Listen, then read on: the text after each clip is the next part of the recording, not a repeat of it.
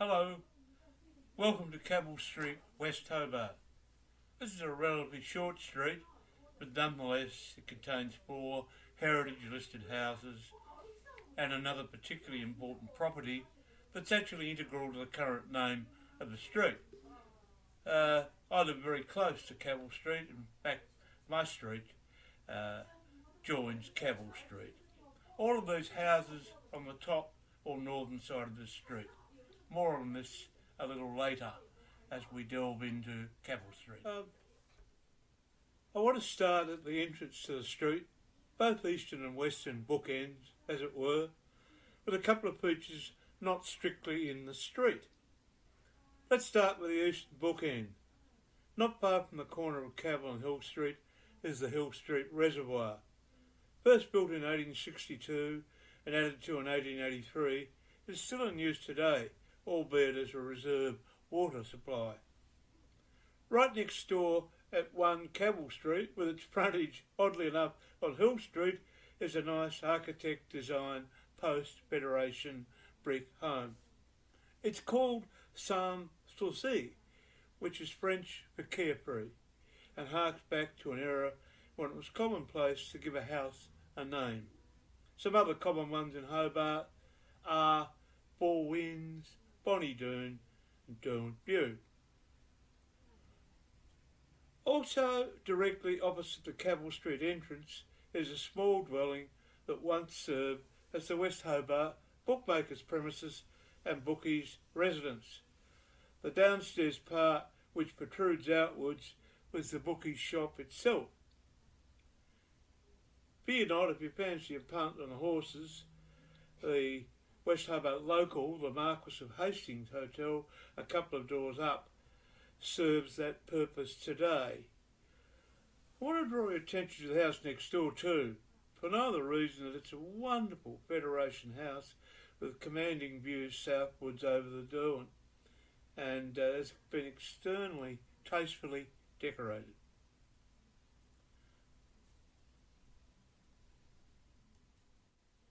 Okay, let's begin our journey along the northern side of Cavell Street, or the odd-numbered houses. Let's look at number 11. This little single-storey rendered freestone cottage is a little Georgian masterpiece. A rendered freestone chimney is located at one end of the cottage. Some modern alterations and additions are present and easily discernible, but it does retain its original charm. Now let's have a look at 15 Cavell Street next door. It's also Victorian Georgian building, but this one's a weatherboard one. A lovely pair of dormer windows. The front veranda on the street facade has hip ends and timber posts are beautifully painted. It's a tasteful paint job on the whole building, and this includes the outbuildings. Notice the cable car called flute. West Hobart is in many parts strongly green leaning.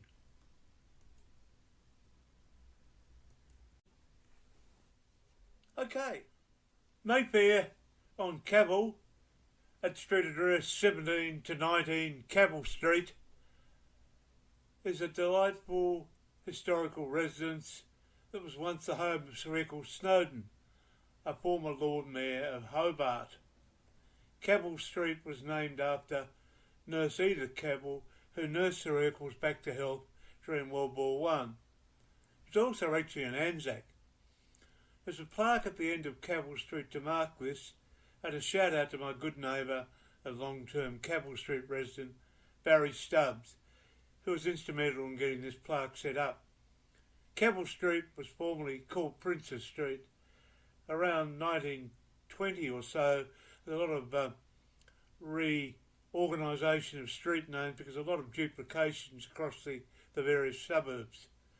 Following Snowden's return to England, the building was mostly used as a guest house until the late 60s.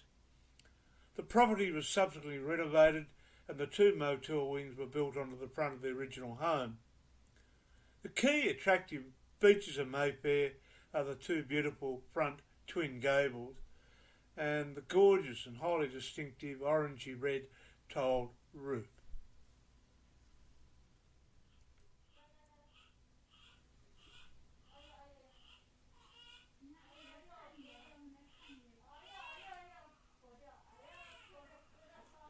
This original 1925 mansion at 21 Cavell Street became a girls' home in the 50s. And then in the early 60s it became what was known as a receiving home, which is for all intents and purposes an orphanage. Later it became a family group home, which provided temporary accommodation for children who were wards of the state or supervised in other ways by the Social Welfare Department. 2009 became a private residence with renovation, and the great existing gardens is now quite a valuable private residence. See, poor old West Hobart was the preferred site for borstals and the like. For 100 years, the Kennelly Boys' Home continued on a site now occupied by AA Lord retirement villages, and a stone's throw away was the Salvation Army Mothers' Home, Elm, which was a euphemism for a workhouse, and it gave shelter to single mothers at a time when no form of Commonwealth support was readily available. I still shudder when I walk past these sites. The photo of kids from Kennelly so long ago featured here still sends a shiver up my back.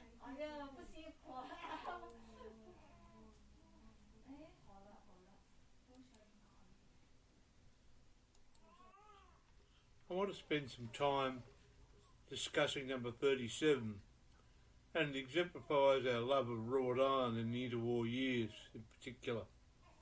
Wrought iron connects us back to the days of the blacksmith.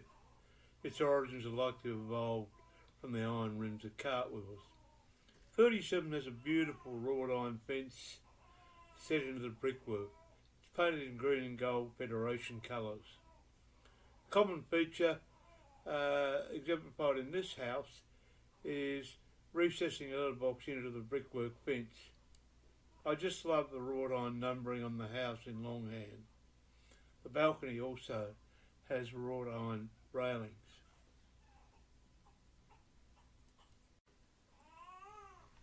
I want to spend some time discussing number... I'd like to have a look now at number 41 Cavell Street. This Victorian building is asymmetrical with a wonderful bay window and a large veranda in almost equal proportions. The bay window area is beautifully decorated with plaster mouldings, and the iron lace is a key feature of the veranda. The ironwork on this building, in my mind, is the most impressive feature. I want to draw attention to the building next door. That's on your left as you look at the picture, which will be number 43. And I've shown two pics. The first pic shows number 43 beginning a makeover. It's fair to say the house was a little tired. The second pic shows how the house has been remarkably transformed by its makeover. I've got to have a bit of a shout out to those people that do buy older houses and spend a lot of time and money on restoring them beautifully without taking anything away from their originality or their original style.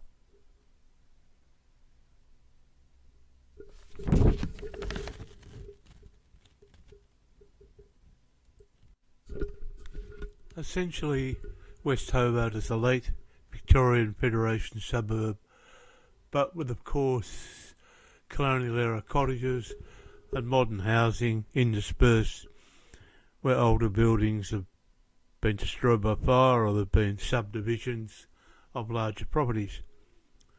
If you walk to the end of Cavell Street towards the river, you'll see a couple of good examples of colonial era cottages on the eastern side of Hill Street, just up from the Brisbane Street intersection. It's arguably one of the most splendid properties in West Hobart is Calldew. It certainly is the jewel on the crown in Cavell Street. But before we look at Calldew, just a quick note on the lower or even numbered side of Cavell Street, which contains some nice houses. So it's no slight, but I wanted to concentrate on houses with historical significance, and these are basically all on the northern side. But I'd like to comment though on number 8, which is a charming residence which has a manicured overgrown garden that adds a sort of floral arbour. it also adds some mystery and allure to the property. I can imagine the three Bronte sisters living in that little cottage. Also further down is a plaque where what is referred to as infill housing is celebrated, at least its opening is celebrated. Infill housing is an attempt to move social housing from the broadacre greenfield housing of the past to provide benefits for both cities, i.e. reduced urban sprawl, better use of existing infrastructure and services, new community assets, and households, i.e. improved access to employment, schools and public transport, more diverse and affordable range of housing options as well. And it just sits seamlessly in amongst the variety of housing in Cavell Street.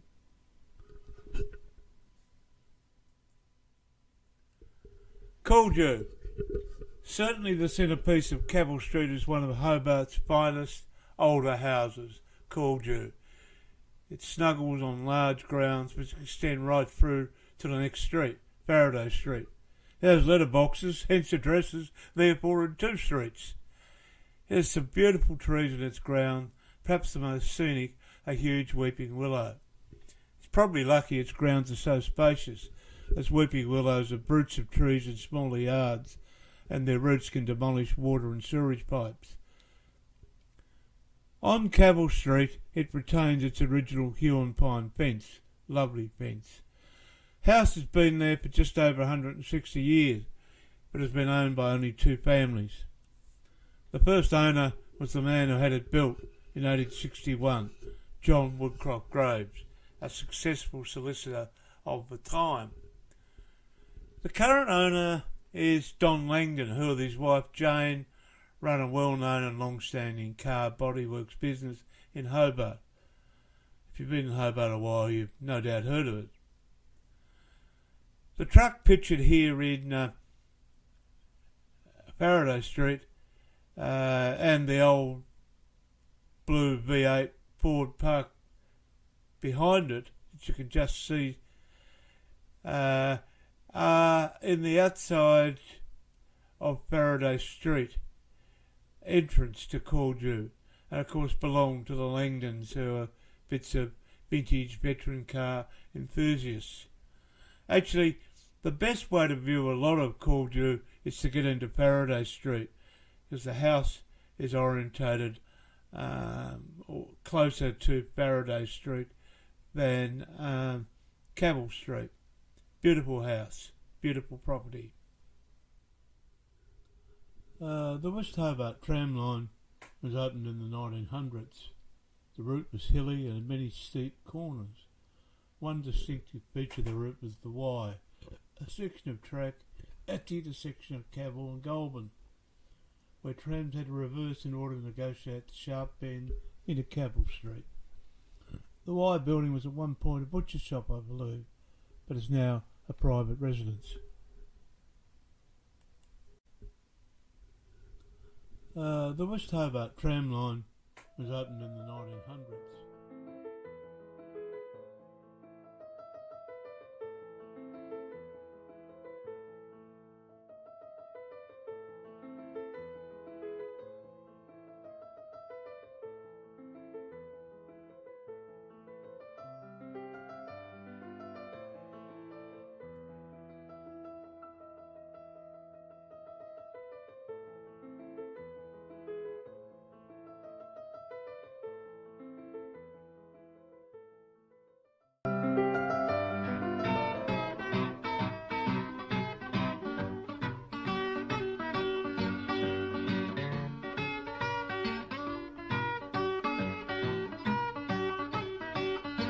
Baby, please don't go.